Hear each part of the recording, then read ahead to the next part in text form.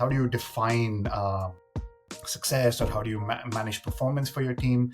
Do you look at particular metrics that you focus on, that are derived metrics perhaps? Yeah. So this is very important. And the truth is, throughout my time here at Riverlane, we've gone through different ways of expressing metrics and KPIs. And let's go back. The standard way of doing product is we ask for very high level. We ask the customers, what do you want? We build it for you. This doesn't necessarily apply to us just because everything is evolving at the same time. Absolutely. And actually, there is a very nice article that always comes to mind, which explains how we can do product in uncertainty, in uncertain environments, within volatile times, be it market, political settings that there is unrest, etc. The suggestion from the authors on that article is to not embrace the classical playbook of I release a product and I'm asking for feedback, but rather move into continuous iterations of the product. And this is what we're also doing. For example, it's about embracing research from the market, learning, iterating again, learning, iterating again. So a continuous process. For example, releasing prototypes rather than fully fledged products, getting feedback, improving again. And we find that this works. Welcome to Deep Dive, the podcast where we will explore the ins and outs of managing deep tech products. I'm your host Ravi Sundaram, and we'll be talking to product leaders about the intricate and innovative process of transforming cutting-edge science and technology into products that shape our future. Join us as we learn from these industry-leading experts on how to turn groundbreaking scientific discoveries into tangible real-world experiences. Today, it's a pleasure to welcome Maria Maragkou, VP of Product at Riverlane. Riverlane is a pioneering deep tech company working on error correction for quantum computers to unlock quantum computing's true potential. Maria is an engineer turned scientist turned business leader. She has a PhD from Southampton University on solid-state experimental physics and an MBA from Ketch Business School on innovation and entrepreneurship. As VP of Product and Partnerships at Riverlane, Maria leads the product and business development teams and is responsible for setting and delivering the company's commercial strategy. She's passionate about translating scientific innovations into real products that can change the world and enjoys finding ways to navigate the uncertainty of deep tech ecosystems. Today, we'll speak to Maria about her experiencing in managing products and teams for cutting-edge technologies, and in particular to explore the intricacies of performance management in an industry where innovation cycles are lengthy, outcomes are often uncertain, and therefore traditional performance metrics may not always apply. We'll be examining the delicate balance between maintaining team motivation during extended cycles and providing clear, tangible paths for professional growth. Through a conversation, we aim to uncover strategies for fostering a culture of innovation while maintaining accountability, methods for providing meaningful feedback, and techniques for keeping teams motivated. Maria's expertise will be invaluable for leaders and managers across the deep tech industry, offering a glimpse into the challenge of talent management in this rapidly evolving, high-stakes technological field. Maria, welcome to the show. Really glad to have you, and looking forward to the conversation. Thank you so much for inviting me, Ravi. It's really a pleasure to be here. Brilliant. I suggest we get started then. Lots to talk about. So maybe we can start by maybe you can give our audience, who come from all sorts of sectors, an overview of Riverlane's product landscape, your different initiatives, and what role do they play in the wider quantum computing ecosystem. Yes, thank you. So maybe let me say a few words about quantum computing in general and what we're trying to do. So quantum computers will be one of this century's most transformative technologies. We expect quantum computers will give us capabilities we do not have now, and they will revolutionize almost every field that relies on large-scale computations. So for example, pharma, chemicals, materials discovery, they are just a few examples of industries that we expect will be heavily impacted by quantum computing. Now, there is a challenge. All these world-changing quantum computing applications, they require loads of reliable quantum operations. We are talking about billions, even trillions, maybe sometimes. But today's quantum computers, they can only execute a few hundreds. They can only sustain a few hundreds. Now, the technology is evolving. The hardware is getting better, and so is the software. And our job, Riverlane's job, is to provide this crucial component in the quantum stack, which in some way improves the qubits. They are unreliable, but we can make them reliable, so we can build logic on top. So error correction is a technique used also classically, but obviously we have the quantum version of it. And yes, it's an engineering problem, as we would say. And obviously there is a lot of research that goes into it as well. And so our flagship product is DeltaFlow. It's the quantum error correction stack. It solves this problem of identifying the errors that have occurred in the qubits and correcting them in real time. So we want to do this in hardware. And so the QEC stack orchestrates the operations, gathers the data about error correction, identifies the errors, and issues the corrections. That's very important. It's the whole cycle that needs to happen very, very quickly. So that's in hardware. At the moment, so when I say hardware, I'm talking about FPGAs and eventually ASICs, and we can talk about that more later. And we also have a software suite that sits across alongside DeltaFlow. It's our QEC analytics tool. It's called QEC Explorer, and it's a software suite for designing, running, decoding, analyzing, and simulating high accuracy QEC experiments. Brilliant. And so it's already interesting because you're getting both your products are covering both the hardware part of the hardware stack as well as the software suite, which means the role of a product manager varies a little bit across this stack, and put the spice of the fact that quantum computing technology itself is evolving both on the qubit level as well as the rest of the stack. So how do you define responsibilities of a product team, a product management team in this, particularly at Riverlane? Yeah, I think, the core of the product management remains the same or everywhere. It's about delivering value to customers, right?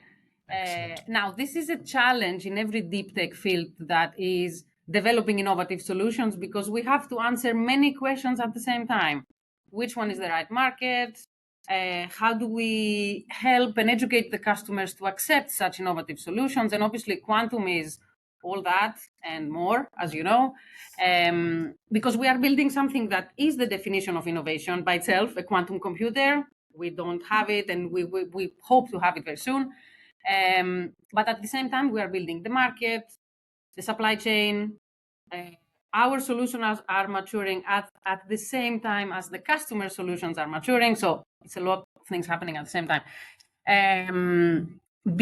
So to account for these peculiarities of the ecosystem, in Riverlane, we have the product and the business development teams sitting side by side. So I am heading both. They are both parts of the commercial team, if you want, although they are very well defined in their own right. So within this one commercial team, the product team is tasked with building a product that is obviously based on the amazing science and research that we're doing here and engineering. And the BD team is tasked with making sure that the customers will adopt the solution. So in some way, and given the speed of the evolution around us, they are the two sides of the same coin, if you want. Absolutely. It's about liaising with the customer, hearing their pain points, using that knowledge to optimize our product features, and obviously delivering a solution and a product that is at the state of the art, and I dare say beyond.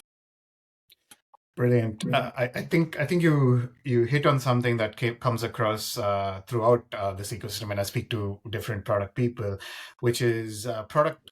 I mean, the business forces still remain the same, but it's in this particular space, as you've articulated, a product team has a responsibility of understanding the application of the technology and the customer problem and try and act as the bridge, and therefore creating that solution, not just the technology or not just the customer problem, but creating the solution that meets both the things. That's brilliant. And I quite like the fact that, and it's interesting that your BD teams and product teams work together, which is absolutely critical, I feel, in this space, because you're going to bring the two together.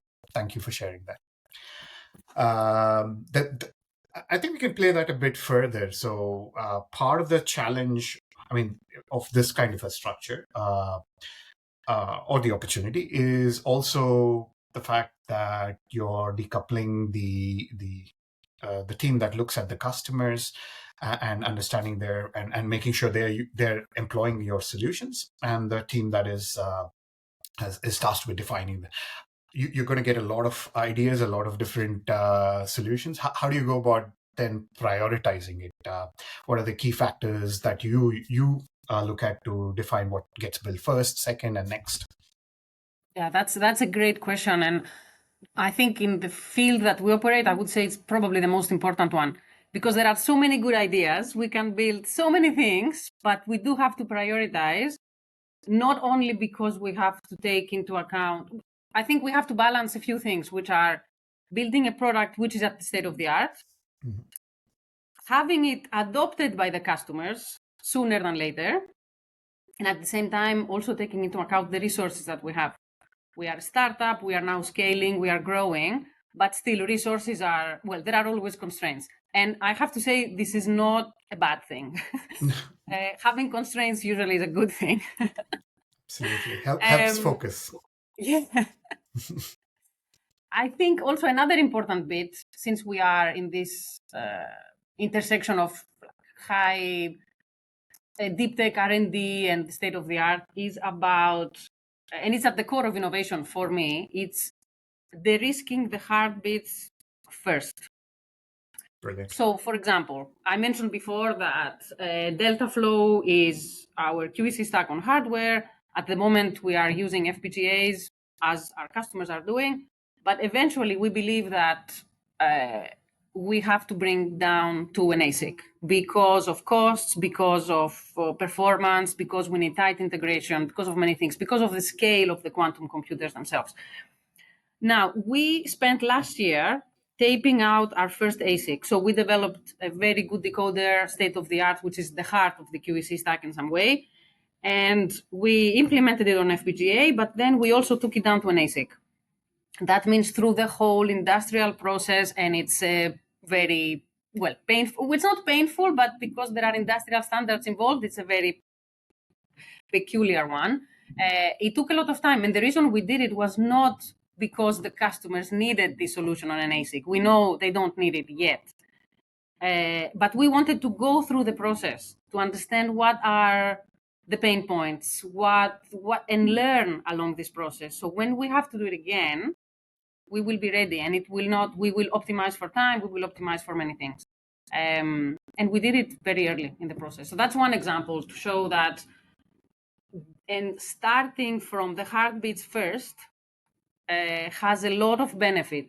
We can learn early at low cost, well, lower cost than when the deadlines are tight or when we absolutely have to deliver. So I that's one think you make example. Yeah. I think you make an excellent point there. I think I noted the words de-risk for the customer, which has also come through in many conversations. Ultimately, in such new technologies, you're trying to de-risk the customer investment eventually, and so that really aligns with what you've just said. And also the second piece, which is the fact that doing it early is more efficient in terms of your resource optimization, in terms of how much it costs. As opposed to later, because even if your technology is completely unique and you've got the supply chain sorted, it's going to get expensive as you go forward. But in most fields, you start getting competition and so on. So that is a very insightful way of prioritizing.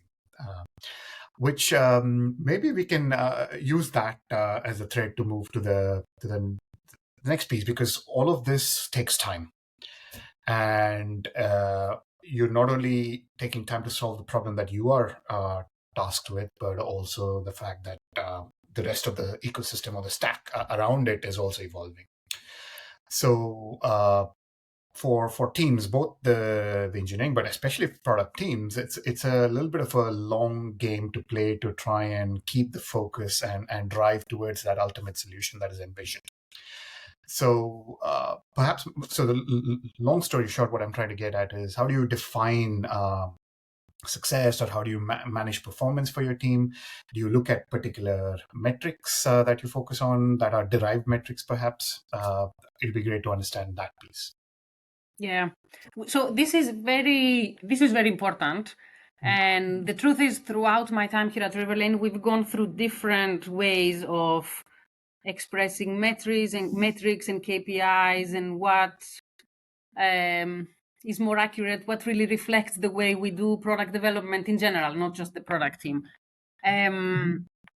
Taking a step back, I would say generally, because the way we do product development here at Riverlane is, let's go back. The standard way of doing product is we ask very high level. We ask the customers, what do you want? We build it for you. This doesn't necessarily apply to us just because everything is evolving at the same time. Absolutely. And actually, there is a very nice article that always comes to mind, which explains how we can do product in uncertainty, in uncertain environments, within volatile times, be it market, political settings that there is unrest, etc. The suggestion from the authors on that article is to not embrace the classical playbook of I release a product and I'm asking for feedback, but rather move into continuous iterations of the product. And this is what we're also doing. For example, this process is called Act and See, according to the authors of that article. And basically, it's about embracing research from the market, learning, iterating again, learning, iterating again. So a continuous process as the customers, and we both move together. This includes, for example, releasing prototypes rather than fully fledged products, getting feedback, improving again. And we find that this works much better than traditional approaches, maybe more traditional approaches right now. So in this scenario where we continuously iterate and we learn from the customers, I would say the metrics we need to look out for are what's the feedback that we're getting from them, how quickly do we pivot based on that feedback, how much do we learn. And in reality, the product team has to do a few things, which are think, did we ship the products or the prototypes as we promised? What did the customers think? Were they happy? Were they not happy? And if not, how does this inform the next features? And keep being in charge and on top of this continuously evolving roadmap. That's one thing. And on the customer side, also maybe more relevant for the BD team would be obviously bookings, because this is easy, but also can we quantify the quality of the partnerships rather than just the quantity? Because we are working in an ecosystem which will mature. We have not reached the peak point of quantum computing yet. We will reach it much later.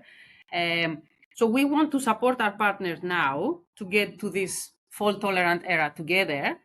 So to make this happen, we need to work closely with them now, but continuously iterate and work side by side. So this is how we define quality rather than quantity. Do we see working with our customers for the long run, or is it one-off? I would prefer much the first one and not the latter. Absolutely, and it's a very insightful approach, because you're essentially turning your customer into a stakeholder and a partner, because ultimately both of you would benefit from this technology and go towards a solution. Obviously, as a product team, you're obviously looking at making sure that solution is not just for that particular customer, but it can be franchised across, which is, I guess, the role of a product. But I quite like that you're turning your customer into a partner and release. And the second thing I noted is the continuous process, especially now if there's hardware involved, it's difficult, but you're turning those into release prototypes rather than go towards a full solution to try and get quicker feedback. Exactly. Before we settle on a more mature product. And then obviously there are releases that get updated every year or every a certain amount of time. Absolutely. But we do find that we get a lot of learning and good feedback from prototypes, or even discussing the development of the prototype, maybe some early use, some early access. I think what you said is very critical. It's not just that we work on one product, which is innovative, and that's the end of the story. we are also talking about ecosystemic innovation in some way. We are not alone in this ecosystem. We have to build the market. We have to build the ecosystem as our partners and many other stakeholders in quantum computing. So innovation is not just about this one product. It's also about everything else around it. And we all have to be on it. Otherwise, no one will succeed. And yeah. Absolutely. Yeah, if there's no industry, there's no business. So you need to create the industry Yes, along exactly. with that. Excellent, excellent. That makes perfect sense. Part of the challenge is obviously all of this takes time, and we've got to keep all of our teams really motivated through this process. So perhaps you can share, how do you do performance reviews for your teams? How do you ensure that teams get meaningful feedback and you get meaningful feedback from them, perhaps, as you're waiting for ultimately the product outcomes to materialize? Yeah. It's exactly what we were saying before. It's many things. One, it's the process of doing product development here, which is this continuous iteration. I would say a very important aspect of product management is also interfacing with the different teams.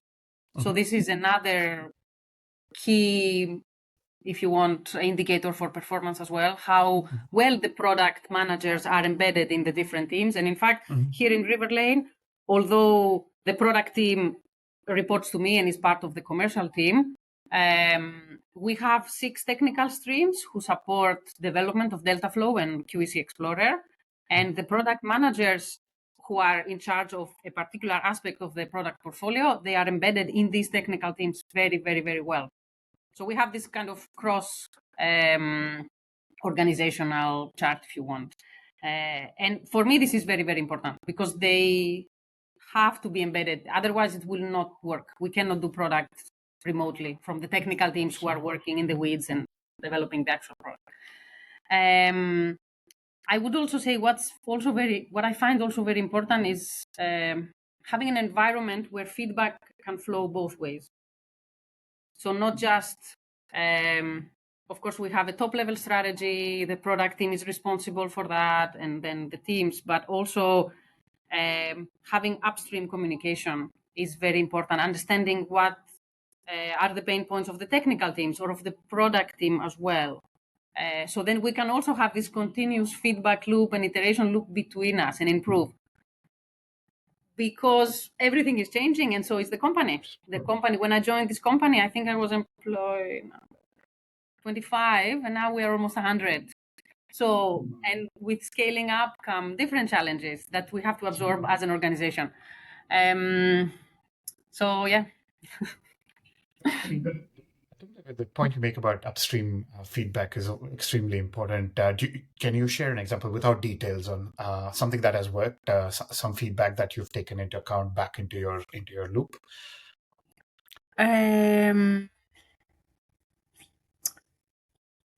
Yes, I will tell you an example, which was, I'll give you an example. So a few years ago, we were working on something very specific, and a senior leadership group, they had this idea of introducing a new feature, for example. We had this idea, we should introduce this new feature. We think the engineering team can do it in 3 months or 6 months. That's the right way. And we thought, okay, we should tell them. We were so excited about it. Oh, we should really tell them. And then they will be so excited as well. It didn't go like that. In fact, the reaction was, that's an interesting capability that you want us to add to the product, but this is not the right way to develop it. Right. We can develop it faster and better if you give us time to plan for it, for example, if you give us time to think it out, to think it through. And in fact, they were right. In fact, Excellent. We have to empower those teams because they know they are working on the product, they put their heart and soul, and it's fair enough. They know it inside out. And they should participate also, and they should have a view and an opinion, and they should be heard on how we can improve that product. So I would say this is, for me, it was an example of in some way outcomes versus output, because sometimes we tend to conflate the two, and we think they are the same thing. They are not. It's one thing saying, okay, maybe we should develop a feature that allows the customers to do that if they really want it. Then how this feature gets implemented, it should be this. I mean, the engineering team and the science team, they should have and say that as well. So this was really 100% upstream communication that completely changed the idea that we had at some point. Okay, we should do it this way. No, we shouldn't. There is a better way to do it. Because at the end, we have to bring the best of people. I mean, this is a very hard problem to solve. As I said before, so many moving parts in the company, outside the company, within our customers' companies.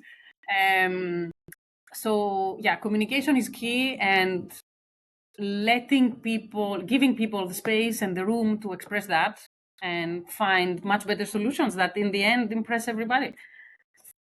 A great example. I think it's kudos to both sides actually, because the communication was clear from the management side as well as to what the ultimate goal of that suggestion was, and the teams to come up with better solutions. I think it's an overall win for communication there. So thanks for sharing. In the end, we got there. Yeah, now I can say we should definitely do it this way.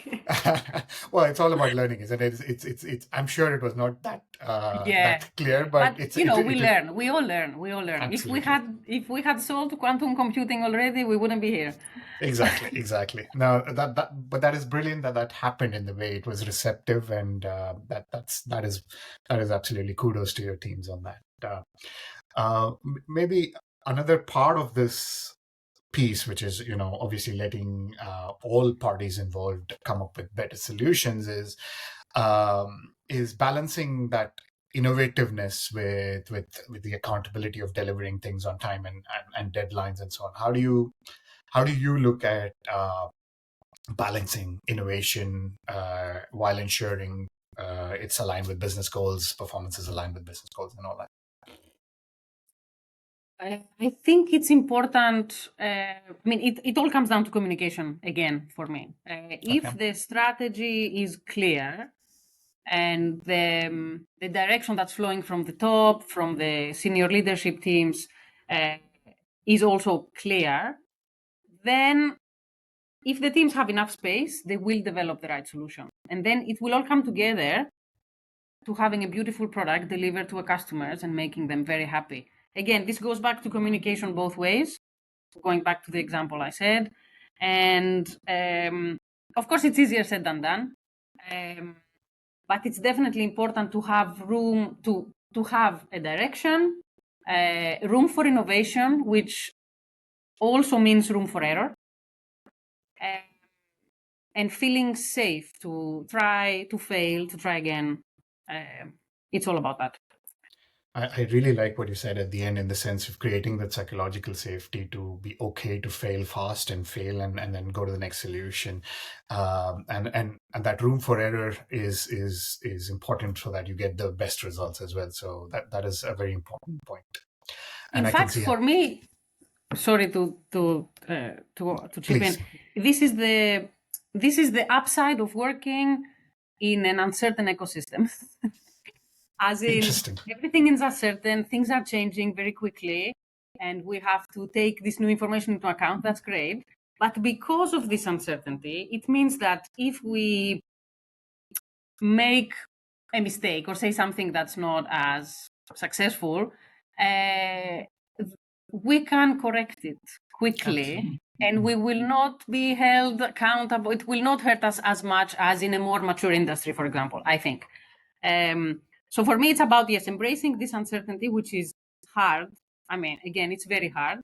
But there is an upside to it, is that there is more room for error, and making mistakes is not as tragic as it would be maybe in a different business scenario. Absolutely. I would even conjecture that it's actually the only way to stay ahead of the game. When you have uncertainty, you have to experiment and you have to fail quickly, and you have to have to move forward. So that is very insightful. Yes. And it's always hard. I mean, accepting failure, if you want, in some way, and changing. It's never easy. It is never easy. But as you say, it is the only way. It really is the only way. Brilliant, brilliant. Speaking of which, I mean, this is such an exciting field, and you're encouraging people to innovate and fail fast and make life-changing solutions. I get asked a lot by different people who are product managers in their own right in various different sectors, and they are interested in working in cutting edge technologies like quantum computing. And one of the questions that keep recurring is what skills do you look for, or traits do you look for in product managers? How important is it to know quantum computing versus other product skills like communication, as we talked about, and understanding customers and so on? Yeah, great question. I think, generally speaking, I would say yes, it's true. For me, one of the most important skills for a product manager is communication. Written, oral, also because they sit in the interface between the science team, the engineering team, the business development team, and they have to communicate very well with everybody. So that's very important. Dealing well with ambiguity, as we said, and this ability to process input from customers, from the BD team, from the tech teams, the ecosystem very quickly, and come to conclusions about it, executing on those insights. I also find that technical backgrounds are important. Not necessarily quantum, though. I will explain what I mean.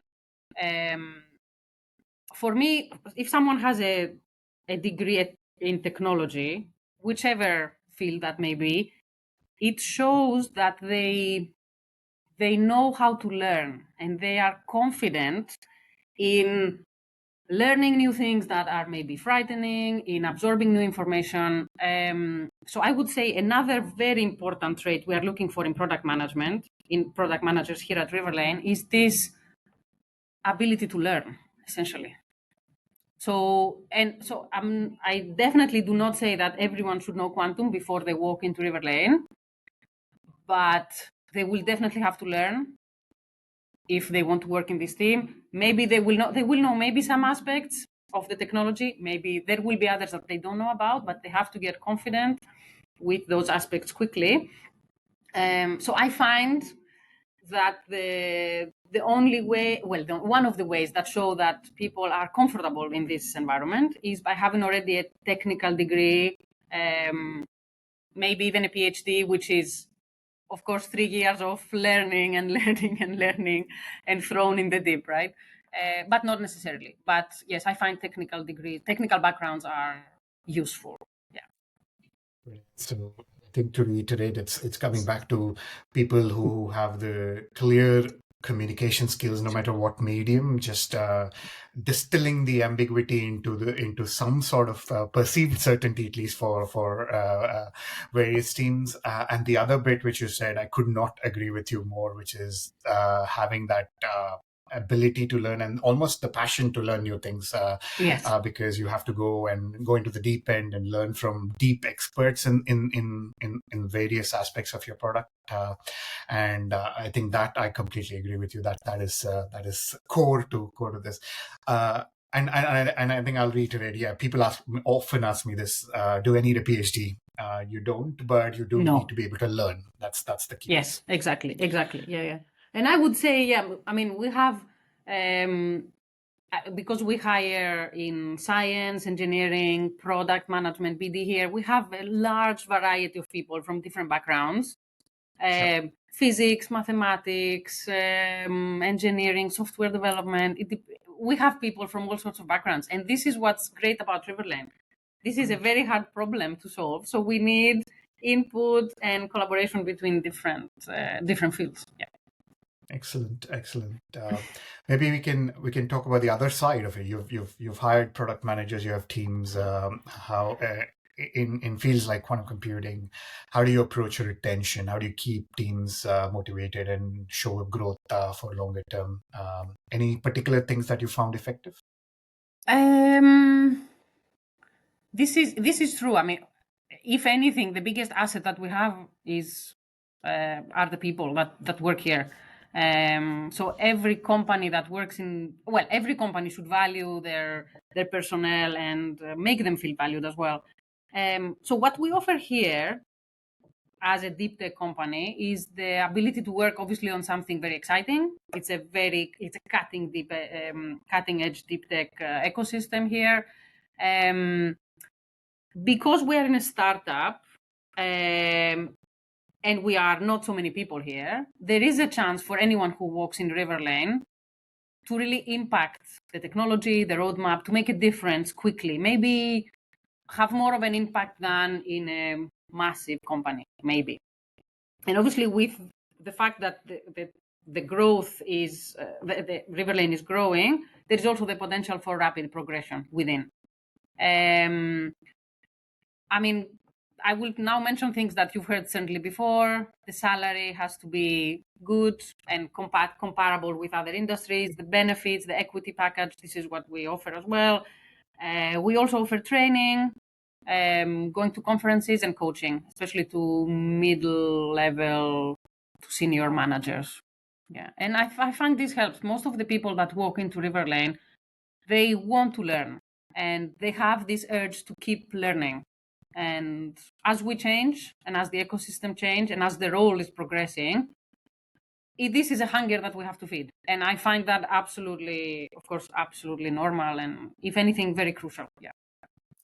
It's brilliant. I think the last thing that you said, I think feeding the hunger that people come into such companies with is absolutely the way to go. And thanks for articulating that quite clearly, because ultimately people want to grow, people want to learn, people want to do different things. And I think the other thing that you mentioned is also a core motivation. Not only do you get to work on something cutting edge that could change the way computing is done, but also you get to do your role impacts the company in a bigger way, and you get to grow with that with the company. So I think that is quite motivating indeed. Yeah, and I would add also what I like between working in I've worked in bigger companies and now I'm here at Riverlane in a startup. What I like about the startup environment is that there is space to craft the role after you've entered the building. Because as the company grows, there are new needs, maybe there are new directions. The roles are not as rigid as in a company of thousands and thousands of people. There is room. And I think enabling also everyone to find their space in the company is also very important. And it comes with working in this environment. Excellent, and find the niche where everybody can thrive with their skills. That is brilliant as well. Yeah.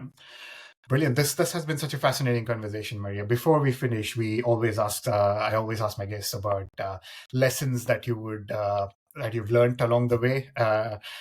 Advice if you want to offer, but mostly I trap my guests by saying, if you had to start over and do things differently, what would you do, or anything that you've learned along the way?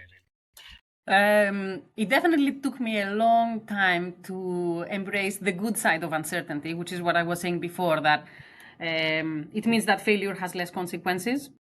And that's something quite a relief sometimes. Sure. Planning is very, very, very important. Everyone knows that until they feel the pain of planning. But everything will take longer than we think. So we have to take that into account. And I would also say what we see now, that having the product and the business development team work together works better than having them completely separated. Because we and the ecosystem, we are not at the level where everything is mature enough to have a wall between them. And it does help this iteration. We have feedback through the BD team, through the product team, it's flowing to the products and then back again. And this means we have a very nice narrative that brings everything together. Excellent. So embrace uncertainty. It's a fact that everything is going to take longer than you think it is, and structure your team so that iteration is encouraged. Brilliant advice. Excellent. Right. In your learnings, is there any book or resource that you recommend people in this space to read? You already mentioned about Act and See, but is there anything else that you recommend?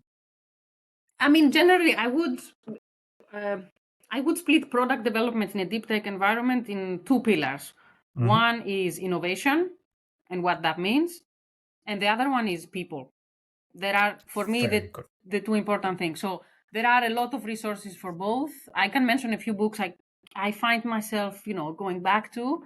I would say, in terms of books about innovation, I like the base, going back to the basics. So the books of Clayton Christensen, for example, about innovation, or even the White Lens. Probably you've read it, about ecosystemic innovation as well. So by Ron Adner, if I'm correct. Yeah. And I also think there is a lot to learn about from success of other companies who were very, very innovative, like ARM, like Intel or Bell Labs. So how innovation was managed in these contexts, and how what worked and what didn't work. And there is, it's not just the product, it's also the people, it's also the happy coincidences that happened. And then it proves that, planning is not everything. It means many things have to come together. Absolutely, absolutely. Yeah. All great resources, and we'll link to it in the notes. And and in terms of people, it's there is a lot of work about how we can build and sustain high performing teams, which is what we want here. Creating this safe environment to fail, to be able to give feedback. So I'm thinking of Dare to Lead, if you've heard this book from Brené Brown. This ability to have a safe environment so that people can be honest is very important. That's brilliant. I think, again, going back to the psychological safety and encouraging people to express themselves, and that all that piece comes together in these resources. Thank you for sharing that, and we'll link to it in the notes so that everybody can buy from and read it and get and learn more. Brilliant. Just before we finish, you're obviously working on one of the most exciting technologies and trends going on. Any other trend that you're keeping an eye on that is not quantum computing? So my background is photonics, and I used to work at Nature Materials for a long time. And wow. There was I used to follow many fields because of that role. And one of them that I keep following are metasurfaces, if you've heard. Absolutely. I find it fascinating, not just because of the technology itself. So metasurfaces are these very ultra thin structures which have sub-wavelength scale features, and then we can modify the polarization, the amplitude, the phase of light, and this means they can be used. They can have capabilities normal optics don't have, traditional optics do not have, and they can be used in many things like imaging, holograms.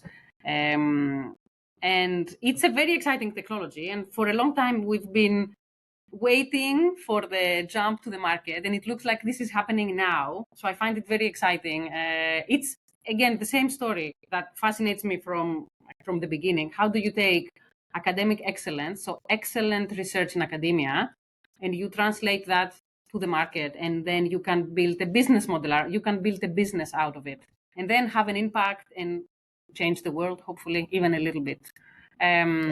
So it's part of that story, which I find really, really remarkable.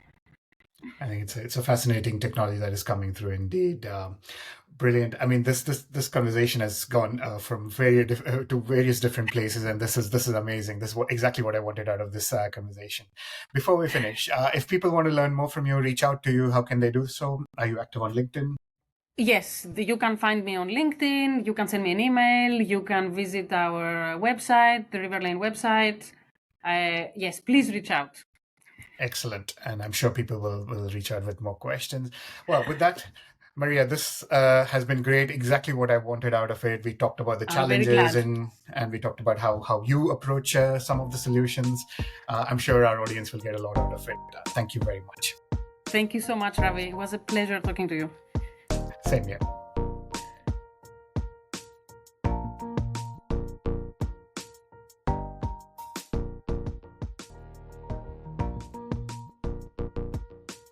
If If you like that conversation, please subscribe. You could also engage further by joining the deeptech.syndicate Substack and Slack channel via the link in the show notes. You'll be tapping into a network of the brightest minds in deep tech product.